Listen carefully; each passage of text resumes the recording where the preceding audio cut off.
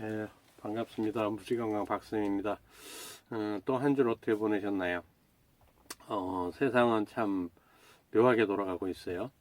어제 뉴스에 우크라이나가 러시아 본토를 공격했더라고요.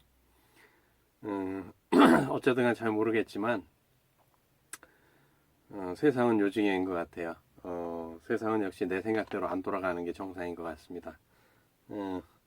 어쨌든 간에 요즘도 계속 이제 뭐 코로나 때문에 오늘 같은 경우도 뭐 이렇게 파미르 공원식으로 쭉 갈 거다. 그래서 매주 아직도 이제 35만 명씩 나올 거다라고 예측을 하는데 모르겠어요. 또 신문에 뭐 이렇게 뭐 사망자가 너무 많아가지고 뭐 6일장, 7일장까지 뭐 하게 된다고 요즘 대세가 그렇답니다. 밀려가지고 6일장, 7일장도 간신히 한다고 하더라고요.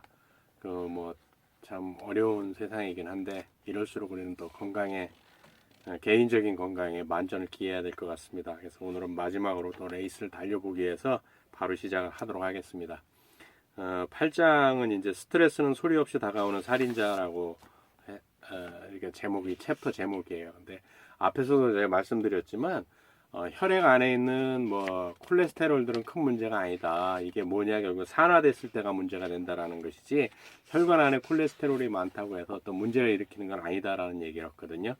그러면 산화될 때 가장 중요한 게 뭐냐면은 이제 활성산소인데 활성산소는 언제 우리 몸에서 뭐 혈액 내에서 많이 발생하냐면 스트레스 받았을 상황이거든요. 그래서 이제 이렇게 스트레스는 소리 없이 다가오는 살인자다라는 제목을 가지고 이제 스트레스에 대해서 얘기 나옵니다. 많은 사람들이 그런 얘기들을 많이 하죠. 스트레스가 만병의 근원이다. 정말 그런 문제들이 심각합니다, 사실은. 이제 이 책에서는 뭐 양면성을 지닌 스트레스 호르몬 그래가지고 이제 294페이지에 보게 되면 스트레스 호르몬은 상황에 따라 유연하게 작용하며 생명을 지켜주는 역할을 하지만 반대로 어두운 측면도 있다. 바로 심장 질환을 일으킬 수 있고 실제로 일으키며 영향을 줄 수 있다는 점이다. 이렇게 이제 기술되어 있어요. 그러니까 우리 몸에서 스트레스 호르몬이라는 것도 우리 몸에서 만들어내기 때문에 우리 몸에서 만들어낸다라고 하는 것은 생존을 위해서 만들어내는 것이거든요. 그렇지만 이게 지나쳤을 때 이제 항상 문제가 된다라는 거죠. 많은 분들이 중독 그러면은 뭐 이렇게 나쁜 중독만을 생각을 하거든요. 그렇지만 좋은 것도 중독이 있어요. 무엇이든지 지나치는 건 좋지 않습니다. 그래서 적당한 스트레스가 없게 되면은 어떤 상태가 되냐면 아무 의욕이 없어요. 사람들이 아무 의욕이 없고 그런 상태로 쭉 유지가 되거든요. 그래서 적당한 스트레스는 필요가 합니다. 근데 이 스트레스가 지나치게 이제 오버되게 되면 그걸 이제 그 적정량을 호메시스라고 하는데 이거는 이제 뭐 독극물의 양을 의미하는 건데 스트레스도 마찬가지라는 거죠. 어느 선까지는 있어야 되지만 그 선을 넘어갔을 때는 이제 우리 몸에 피폐한 그래서 양면성이 있다고 얘기를 하는 거죠. 297페이지에 보게 되면 스트레스에는 신체와 정신이 함께 관여한다. 우리는 보통 스트레스 하면은 뭐 정신적인 스트레스를 의미를 많이 하는데 사실은 육체적인 것, 그 다음에 식생활 때문에 오는 스트레스 이런 것들이 세 가지가 사실은 존재를 합니다. 스트레스를 받으면 신체는 특정 작용을 하는 특정한 호르몬을 분비하고 그에 따라 어떤 결과가 발생한다. 스트레스 반응은 생명을 지킬 수도 있고 앗아갈 수도 있다. 지금까지 말씀드린 그런 얘기들이에요. 그래서 뭐 계속 스트레스는 좀 줄이는 방법 쪽으로 가셔야 되는데 스트레스 받는 거를 너무 심각하게 생각하실 필요는 없어요. 너무 안 받으시면 또 우리가 너무 인생에 활력이 없거든요. 310페이지에 보게 되면 생명이 달린 문제가 실제로 발생하거나 그런 일이 발생했다고 생각하면 인체는 신속하게 가장 중요한 것과 그렇지 않은 것을 구분한다. 이 얘기가 뭐냐면 내 생각만으로도 내가 지금 위험 상황이다 하고 스트레스 상황이다 생각을 들게 되면 내 몸은 스트레스 상황으로 돌입한다라는 얘기예요. 그러니까 많은 분들이 몸이 아파서 스트레스를 받는 것이냐 스트레스를 받아서 몸이 아픈 것이냐 이건 상관관계가 서로 있는 것이지 어느 일방적인 방향은 아니거든요. 그래서 생각이 되게 중요합니다. 내가 아플 것 같은데 하면은 아파옵니다. 이거는 미국의 대학에서 심리학과에서 이미 실험을 했어요. 한 사람을 실험 대상으로 놓고 학생들과 조교들이 조교가 이제 학생들과 합동으로 해가지고 이제 한 학생한테 얘기를 합니다. 첫 번째 학생이 다가가서 너 어디 아프니? 안색이 안 좋아 보이네? 어디 컨디션 안 좋아? 그러고 지나갑니다. 그럼 이 사람은 뭐 괜찮은데? 두 번째 사람이 와서 또 그래요. 너 좀 이상하다. 너 평소하고 다른데 어디 아파? 또 지나가요. 세 번째, 네 번째, 일곱 번째 지나가고 나니까 쓰러져 가지고요. 앰뷸런스 또 병원으로 실려갑니다. 멀쩡했던 사람이에요. 이게 미국 심리학회에서 실질적으로 실험을 했던 내용이고요. 그래서 이것도 구분을 안 한다라는 거예요.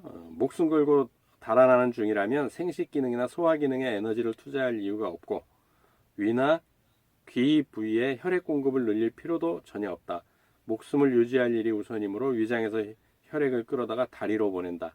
저녁 시간까지 살아있지 못하다면 성장 호르몬, 성 호르몬이 무슨 소용이란 말인가?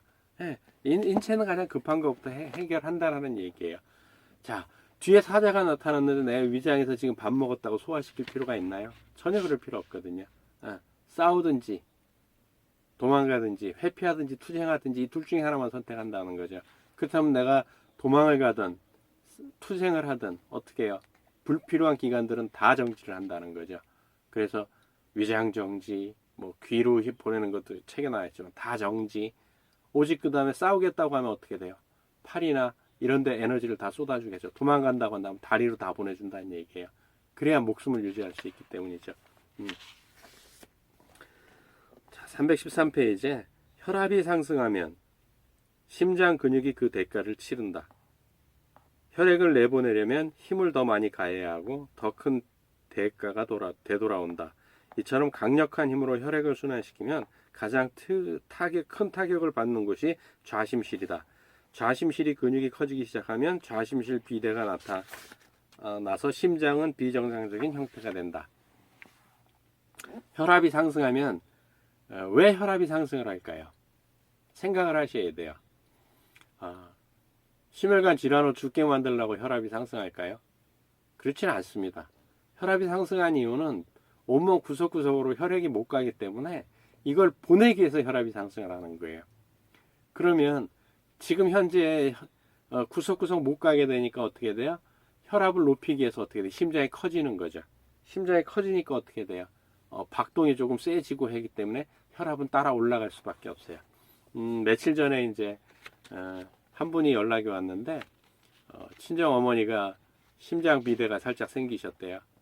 그 얘기는 뭐예요? 이제 8순이 넘으신 어르신인데 심장 비대가 왔다는 얘기는 뭐예요? 손끝 발끝 구석구석까지 피가 안 돈다라는 얘기야. 지금 읽어드렸듯이 구석구석 안 도니까 어떻게 해야 돼요? 심장이라도 키워서 피를 빨리 돌게 구석구석까지 돌려야 생명을 유지할 수 있기 때문에 그 작용을 하기 위해서 심장이 커지는 거죠. 그래서 혈압이 상승한다는 것에 대해서 너무 겁먹으실 필요도 없는 거고요. 사실은 나이를 먹을수록 순환이 잘 안 되기 때문에 혈압은 따라 올라가야 됩니다. 그러지 않으면 안 되고요. 의학자들이 미국의 의학자들이나 이렇게 최근의 논문들을 보게 되면 혈압이 나이를 먹을수록 따라 올라갈수록 더 건강하게 오래 살 수 있다라고 지금 결론까지는 아니고요. 그런 연구 결과들이 계속 나오고 있습니다.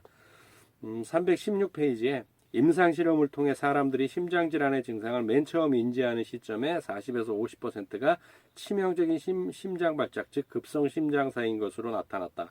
이는 35세, 60세의 사망원인 1위이다.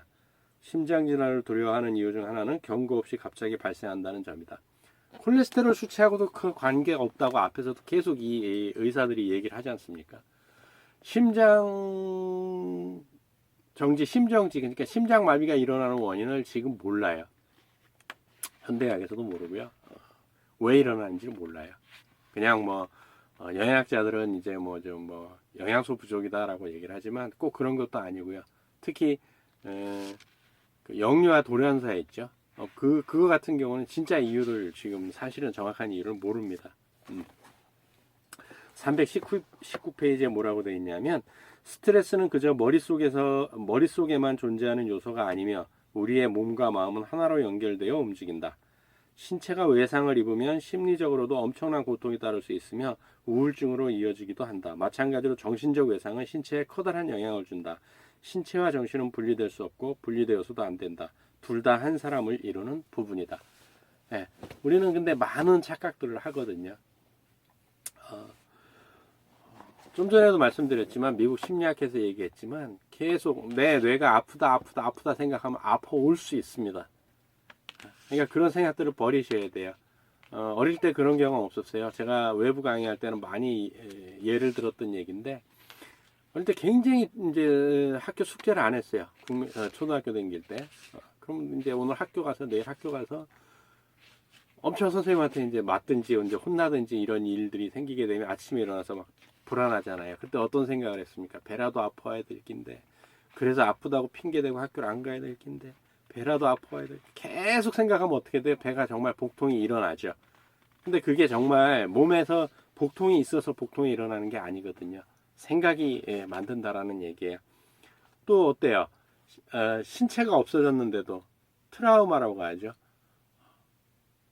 뭐 예를 들어 전쟁 때서 팔을 한쪽 잃었는데 그 잃어버린 지금 현재는 없지만 그 잃어버릴 때 뭐 총을 맞았든지 할 때 파편이 꽂혔다든지 하여튼 그 팔에 통증 없는 팔에서 통증이 느껴지는 게 있지 않습니까? 그러니까 이게 되게 인체라나 마음이나 이거는 되게 오묘한 건데 둘 다 하여간 굉장히 긍정적으로 생각을 하셔야 된다는 거죠. 그 321페이지에 아드레날린 분비를 좌우하는 감정에 의해서 왔다 갔다 아드레날린을 분비할 수 있다라는 거예요. 그래서 인체 신경계는 간단히 수의, 그러니까 의식적으로 내 마음대로 조정할 수 있는 것. 신경계와 불수의, 무의식적인 신경계로 두 개로 나뉜다라는 거죠. 자율신경을 의미해요. 자, 그러면 수의근이라고 하는 건 내 의지대로 움직일 수 있는 근육이에요. 내가 뭐 아령을 들어 올린다든지 이런 것들은 다 수의근이죠. 그렇지만 내가 음식을 먹었으니까 위장을 몇 번 움직여야지 이건 안 되는 거거든요. 음식물이 들어갔으니까 장의 연동운동을 이렇게 해야지 이건 내 의지 가지고 되는 게 아니죠. 이런 건 불수의근이죠. 이게 이제 교감신경과 부교감신경이 나눠서 하는 일 중에 하나인 것이죠. 323페이지에 뭐라고 되어 있냐면 뇌와 심장은 끊임없이 의사소통을 한다. 심장과 뇌를 잇는 직통전화가 마련되어 있으면 물론이다. 심장 질환으로 갑자기 사망할 위험이 있는 사람인지 여부를 파악하려면 전통적인 위험 요소뿐만 아니라 심리적 정서적 요소까지 고려해야 한다라고 되어 있습니다. 근데 우리는 보통 어떻게 해요? 그냥 육체적인 것만 생각을 한다는 거죠. 무의식적인 것이든 의식적인 것이든 우리의 생각이 심장의 기능을 제어하는 뇌와 연결하는 결정적 요인이 된다. 생각도 굉장히 중요한 거예요. 물론 뭐 생각이 다 좌지우지하는 건 아니지만 생각도 굉장히 중요한 거라는 거죠. 그래서 327페이지에 보게 되면 콜레스테롤 수치를 증가시키는 스트레스라고 되어 있거든요. 제목이 작은 제목인데 결국 스트레스가 뭐예요? 콜레스테롤 수치도 올린다라는 얘기예요. 그러니까 어떻게 해야 돼요? 스트레스 해소하는 방법들을 찾으셔야 돼요. 그건 사람마다 틀리기 때문에 푸는 방법들도 다 틀려요. 그러니까 각자가 좀 하셔야 되는데 여성분들 요즘은 이제 그렇지 않지만 옛날에는 뭐 화나면 이렇게 스트레스를 받으시면 뭐 백화점 가서 이렇게 막 쇼핑을 하신다든지 하는 분들 굉장히 많은데 요즘은 이제 인터넷으로 다 하죠. 근데 이제 백화점 같은 때는 이제 인터넷은 그래도 이제 뭐 이렇게 비교를 많이 하다가 좀 저렴한 걸 구입할 수 있긴 한데 백화점 같은 데 그러지 못하잖아요. 갔는데 정말 마음에 드는데 고가야. 사실 많은 갈등 생기잖아요. 많은 분들이 뭐 나는 뭐 지금 나가서 람보르기니 뭐 2억, 3억, 4억짜리 차를 막 살 수 있어. 현금 바로 주고 살 수 있어. 이런 사람 아닌 이상은 사실은 뭐 이렇게 살 때 고민을 하잖아요. 그렇게 못 사는 케이스가 더 많을 거고. 그럼 또 못 사서 스트레스가 더 많아요.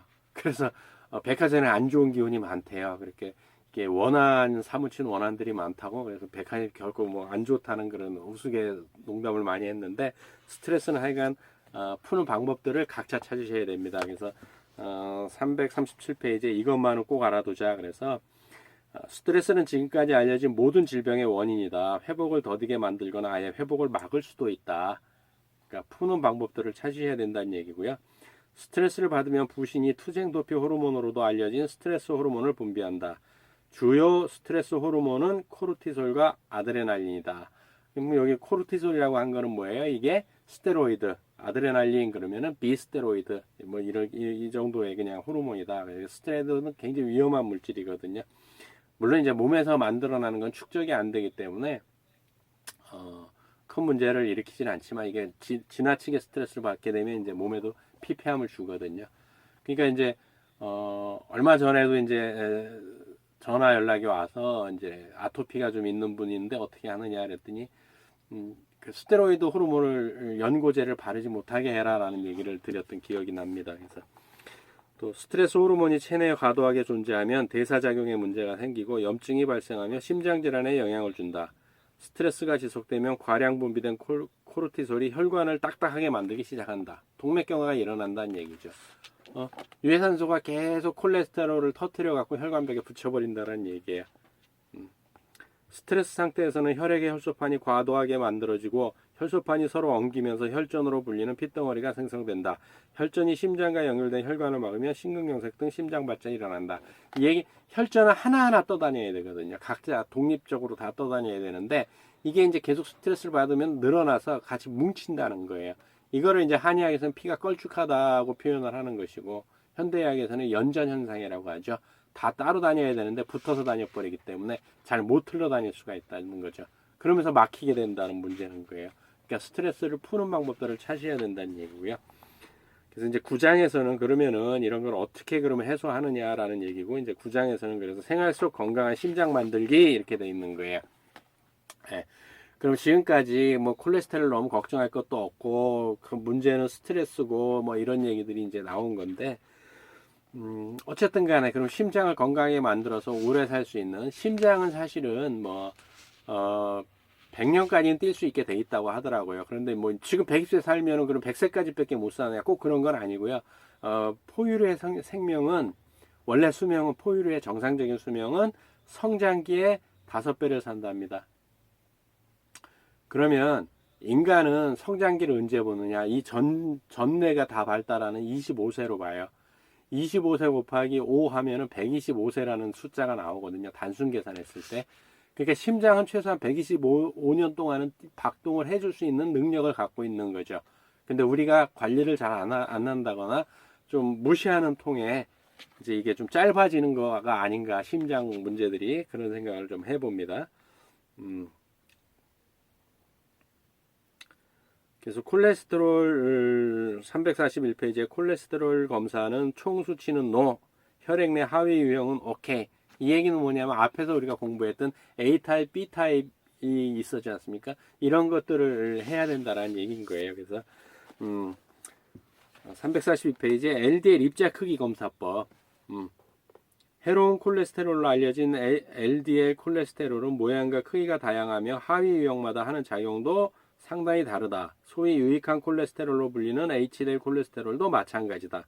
LDL 콜레스테롤 중에는 부피가 크고 해롭지 않은 입자도 있고 작고 밀도가 높고 잔뜩 화가 난 상태라 쉽게 산화되는 입자도 있다. 후자의 경우 혈관 내벽을 구성하는 세포 사이로 끼어들어가 염증을 일으키기 시작하고 이런 염증이 심장질환으로 이어진다. 그러니까 총 콜레스테롤 수치가 뭐 어쩌니 저쩌니 뭐 LDL 수치가 어쩌니 저쩌니 LDL 수치가 어쩌니 이게 별로 그렇게 중요하다는 얘기가 아니에요. 그 타입이 어떤 타입이 내 혈액 안에 많으냐가 문제라는 거죠. 그러니까 검사를 하려면 차라리 그런 검사를 해라 라는 얘기고요. 또 C 반응성 단백질 그래서 심혈관계 건강 예측 지표라고 C 반응성 단백질 심장과 심혈관계 건강에 직접 관련된 염증 반응 지표 이거를 하는 게 더 낫다는 거예요. 건강한 심장을 위해서는 콜레스테롤 수치보다는. 그리고 피브리노겐이라고 혈소판 응집력을 높여서 혈액의 점도에 영향을 줄 수 있는 단백질. 이 피브리노겐 수치도 한번 검사를 해보면 이게 높으면 피가 잘 엉긴다라는 얘기예요. 그러니까 이런 것들이 오히려 심장 건강에 유익한 검사라는 거예요. 그 다음에 혈중 페리틴 이거는 이제 철분 농도 검사를 해봐라라는 얘기고요. 철분은 근육과 다른 조직에 저장되어 체내에 축적되며 생리나 헌혈 등으로 빠져나가지 않으며 시간이 가면서 유독한 영향이 강력하게 나타날 수 있다. 철분 과다는 특히 여성에게는 폐경기 후 심각한 문제가 될 수 있다라고 했죠. 그러니까 여기도 얘기했듯이 생리나 헌혈 등으로 빠져나가지 않으면 시간이 가면서 유독한 영향이 강력하게 나니까 유해할 수 있다는 거예요. 지나치게 철분이 많아지면. 그러니까 남성분들은 어떻게 하는 게 좋아요? 여성분들은 생리를 하니까 철분이 그렇게 뭐 과도하게 있을 일은 거짓없고요. 남성분들은 어떻게 돼요? 그러니까 뭐 이렇게 한 번씩 헌혈을 해주는 것도 상당히 좋습니다. 또 이제 LPA라는 건데 가로 열고 A인데 심장 질환의 가장 위협적인 위험인자, 그러니까 콜레스테롤을 포함하고 있는 분자의 일종으로 LDL 분자 하나가 아포지 단백으로 불리는 부착 단백질과 화학적인 결함이 이루어지고 있다. 이 아포 단백질 수치를 검사하는 게 심장 질환이 훨씬 더 낫다는 거죠. 또 하나가 이제 호모시스테인. 호모시스테인은 아미노산의 부산물, 아미노산의 부산물이에요. 아미노산은 우리 이제 단백질이죠. 단백질의 부산물인데, 점도 높은 혈소판을 혈관으로 이동시키는 역할을 한다. 끈끈한 거를 혈관으로 이동시키는 게 호모시스테인이죠. 그래서 호모시스테인이 많으면 어떻게 돼요? 심혈관 질환이 발생을 한다.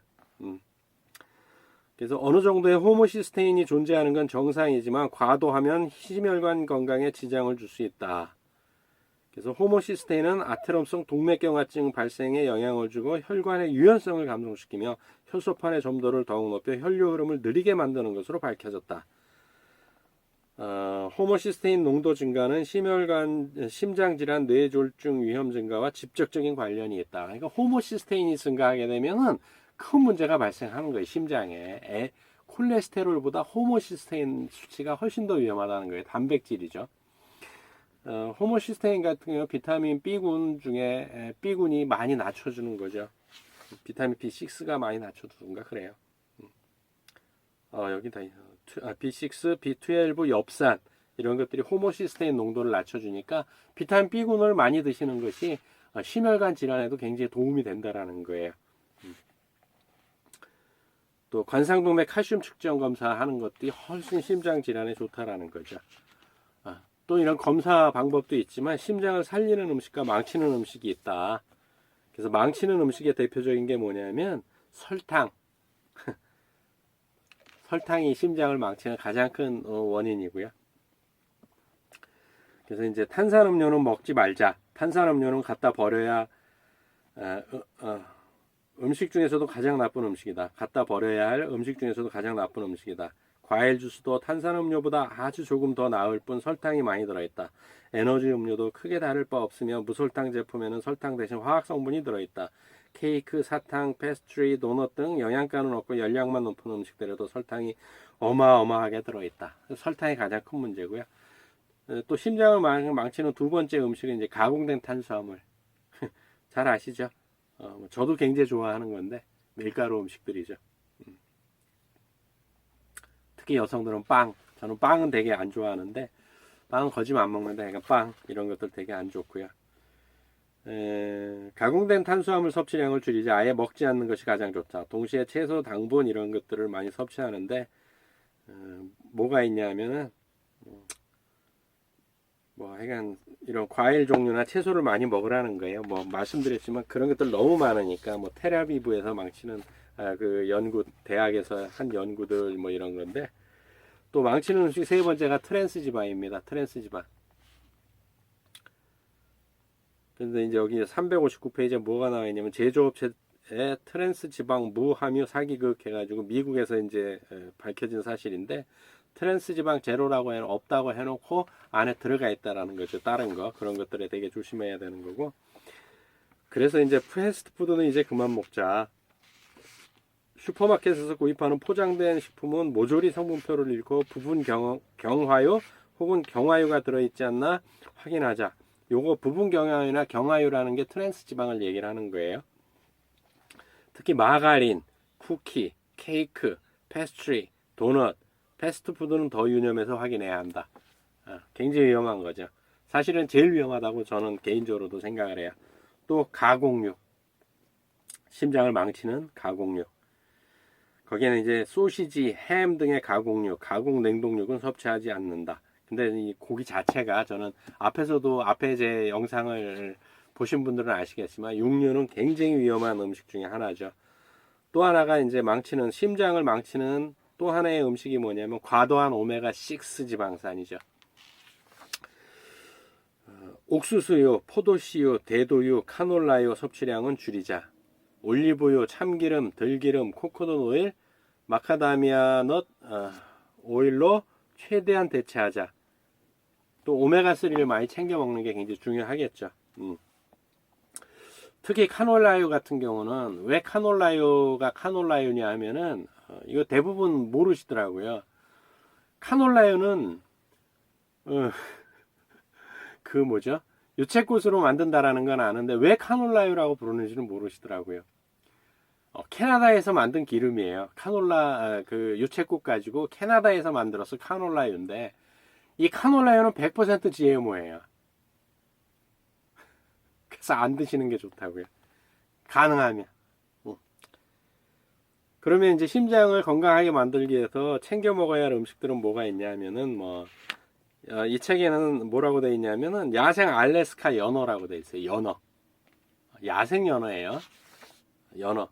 요즘 그 우리나라에도 되게 많이 뭐가 생겼냐면 연어 참치 그러니까 연어 횟집이 많이 생겼거든요. 무제한 리필 뭐 신촌이나 이런 데 나가 보면 되게 많아요. 학생들이 많이 먹죠. 저 주머니가 가벼우니까 먹고는 싶고. 근데 연어가 이제 이게 그 신문에도 났었던 기사인데 인공적으로 기르다 보니까 항생제를 안 칠 수가 없거든요. 그래서 연어 표피에 이게 살에 기생충이 많은데 그걸 잡을 수가 없대요. 이건 신문 기사에 났던 얘기거든요. 그리고 어떤 연구 자료에서 이 인공 사육하는 연어가 8m까지도 성장을 한답니다. 8m까지도요. 그러니까 무한 리필을 할 수 있는 게 아닌가 개인적으로 생각을 해봅니다. 뭐 그렇다고 드시지 말란 뜻은 아니에요. 그래서 선택을 하시면 돼요. 그래서 어쨌든 간에 챙겨 심장에 굉장히 중요한 음식들 중에 하나는 야생 연어라는 거예요. 인공 연어 말고요. 또 두 번째가 이제 딸기류 과실.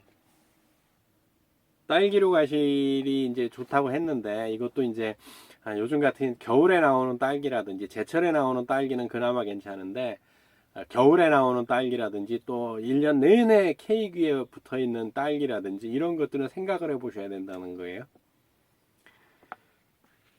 또 이제 세 번째가 뭐냐면은 체리. 체리와 체리 주스는 통풍에 통증을 막아주는데 효과적인 것으로 알려져 있답니다. 그래서 체리 주스를 좀 먹으면 도움이 되겠죠. 그래서 자연적으로 만드는 좀 유기농이나 이런 것들을 구해서 먹으면 심장 질환에 되게 좋고요. 또 심장 질환에 되게 좋은 게 목초 먹인 소에서 얻은 쇠고기. 이거는 좋답니다. 제가 생각해도 좋을 것 같아요. 저는 소가 있다면 좀 많이 먹어도 그래도 많이 먹는 건 안 좋은데 어쨌든 간에 먹어도 괜찮을 것 같은 느낌이 듭니다. 그 다음에 이제 또 좋은 게 채소와 몇 가지 과일이라고 해놨는데 채소도 굉장히 좋죠. 채소도 좋고 과일도 좋은데 과일은 이제 좀 생각을 해보셔야 된다는 게 지나치게 많은 거. 왜냐하면 대부분 인공적으로 많이 하고 또 이렇게 뭐 많이 쳐요. 그럼 다들 아실 거니까. 또 368페이지 이제 또 챙겨 먹으면 좋은 것들이 견과류. 또 챙겨 먹으면 좋은 것들이 콩류. 예. 근데 이 저자들은 이제 콩류에서 섬유질에 포커스를 맞춘 거예요. 섬유질은 몸에 좋다. 섬유질을 많이 섭취하면 심장질환을 비롯한 각종 질병의 발생률 감소와 관련이 있다고 확인되었다라고 해놓은 거죠. 그래서 콩류도 먹는 게 되게 좋고요. 그 다음에 이제 다크 초콜릿. 대부분 이제 저희는 이제 초콜릿을 한 번씩 사면 이제 백화점에서 한 번씩 사는데 그렇게 되면은 이제 90, 93, 뭐 97, 뭐 이런 다크 초콜릿을 먹는데 그런 거 많이 못 먹어요. 한 조각 내지 많이 먹어야 두 조각이거든요. 또 강황을 좀 챙겨 드시면 심장 질환에 되게 좋답니다. 또 석류 주스, 석류도 되게 좋고요. 또 적포도주, 이것도 되게 좋고요. 또 녹차도 굉장히 좋은 건데 카테킨 때문에 굉장히 좋은데 지나치게 많이 챙겨 드시면 이것도 또 문제가 됩니다. 또 올리브유, 심장에 굉장히 좋답니다. 또 심장에 굉장히 좋은 게 마늘입니다. 마늘. 또 오메가3도 있고요. 네. 그래서 이런 것들을 챙겨 먹으면서 우리가 심장에 조금 더 도움이 되는 일들을 하는 게 어떻겠나라는 생각을 하고요.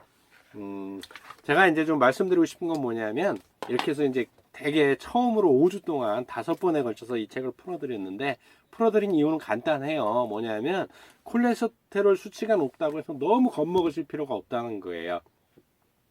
제 정도 나이 되면 이제 전 완전히 50대 후반이고, 내일 모레면 이제 60인데, 하면은 정상적이라고 하는 콜레스테롤 수치보다 건강하다라는 걸 말씀드리고 싶고요.